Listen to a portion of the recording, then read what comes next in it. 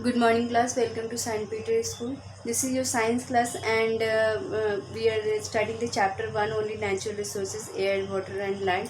So, we have already covered the topic of the air and the water. What is the water pollution? What is air pollution? What are the causes of water pollution? And we in previous class we were discussing about the land. What is the how the land form and what is the process of soil formation? Land is made up of soil, and what is the what is the process of formation.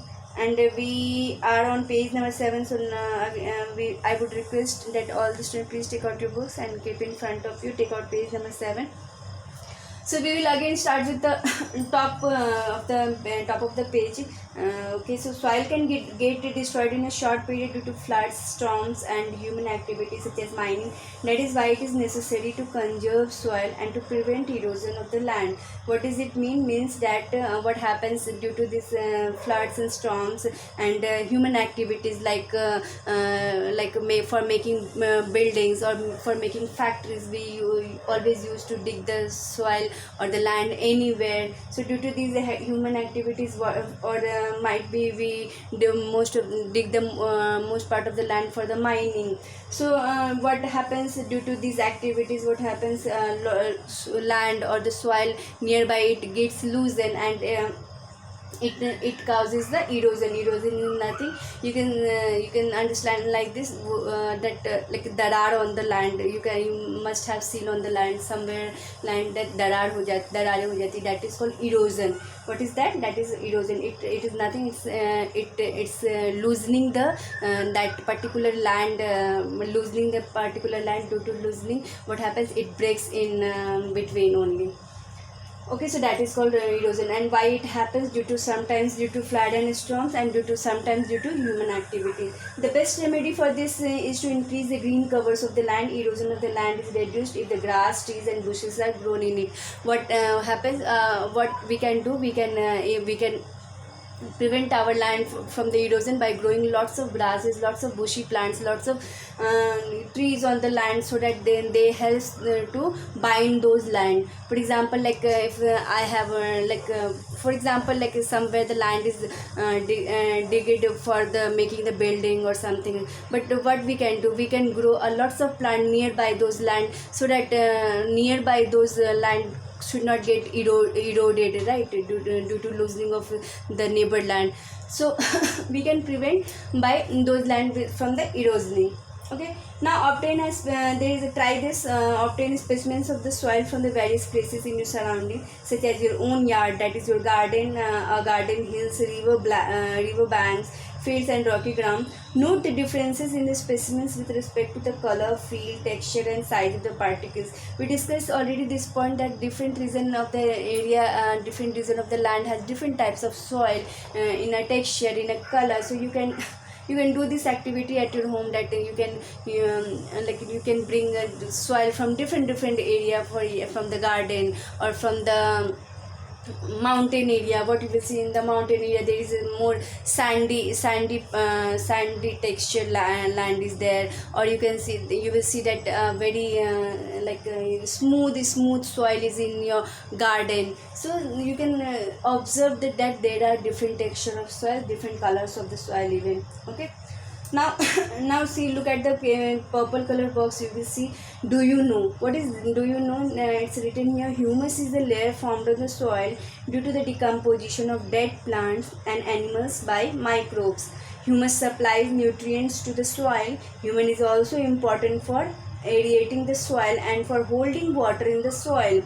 The proportion of humus in the upper layer of the good fertile soil is about 33% to 50%. Okay, so what is humus? Humus is nothing. It's a layer of the soil, that is fertile layer of the soil. You can say that humus is very important for growing the plants. it is very helpful for the growing plants. Humus is nothing, it's a dead and decaying leaves, dead and decaying animals on the land that forms later on in a humus form. Okay, humus is also important for aerating the soil and holding the water in the soil.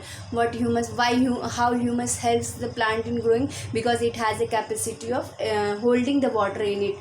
It does not drain water through it like easily. Okay, it has a capacity of holding the water. That's why it is known as that. Humus is a very fertile layer of the soil, you can say like this. Okay, in a green color box you will see use your brain power. What are the constituent of soil? Classify them as a biotic and the abiotic constituent. Okay, soil has a two types of constituents. It's written here. Soil has a two types of constituent, biotic and abiotic.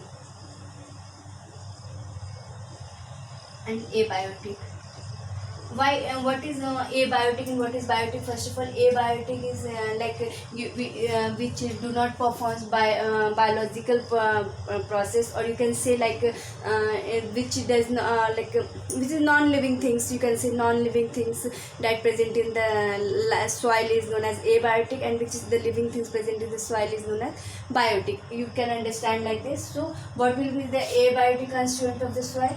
That will be the sand, stones,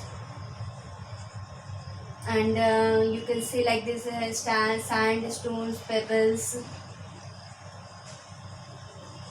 small and etc. Okay, so you can see like this sand, stones, pebbles, bedrock, these all are the abiotic components of the soil. And what is the biotic component of the soil? The earthworms, or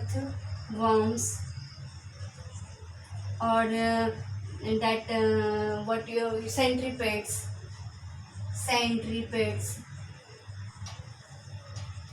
other insects,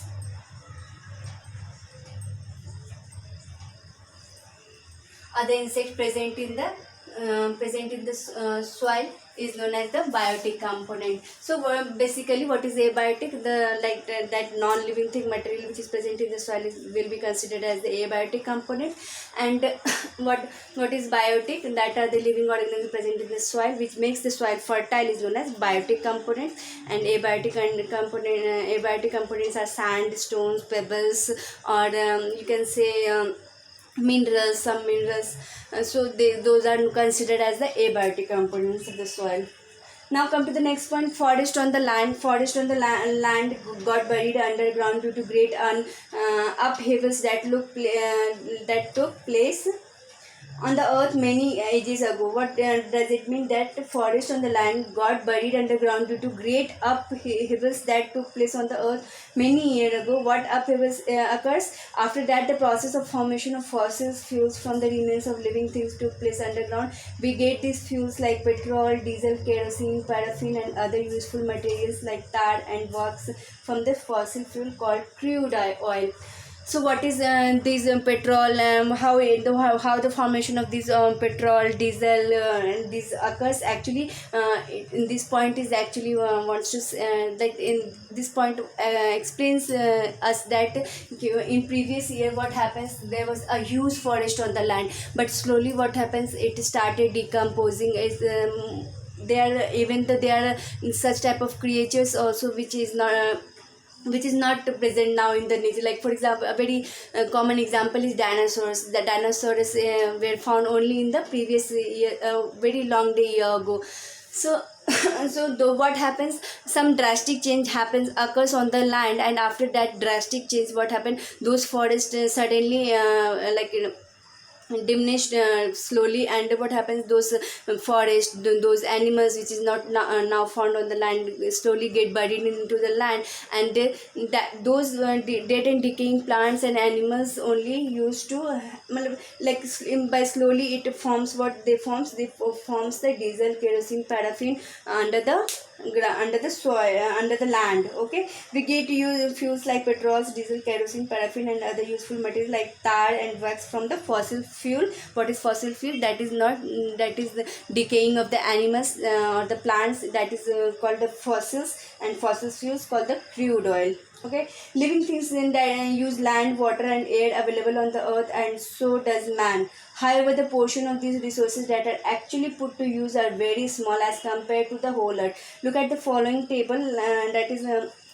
That what is trying to say that what we are studying in this chapter, we are studying different types of natural resources of the land. And we have already seen how land is important to us, how water is important to us, how oxygen is important to us. But when it is calculated, like we all know that everything is in a balanced way present on our land. Air is also in a balanced way in our present in our atmosphere. Land is also in a balanced way, and air water is also in a balanced way. But what happens due to due to in fact like due to all this get polluted, we are only able to use this part of the land, only use this part of the water, fresh water, only 0.3% we are using. We are using for our purpose. And though we know that the one third part of the land is covered only with the water, but we, due to polluted water, we are only able to use the only 0.3% of water we are able to use for us. Okay, and oxygen 21% and land 29%. Okay, so due to get polluted, and we are not able to use all the portion of lands or waters or the air for us. Even in this small proportion, the resources shown in the above table are sufficient for all living things. Only it is very necessary for man to control his greed. In other words, he must use these resources judiciously, with the awareness that they are meant for all other living things and not just for the mankind. So what it's trying to say, that we should control by destroying all our natural resources. If even in though we are able to use only this portion of the natural resources, but then also we are able to survive. But if now after this we will destroy our natural resources, it will be like, it will be not good for us. And we should try to control all the destruction done to the natural resources.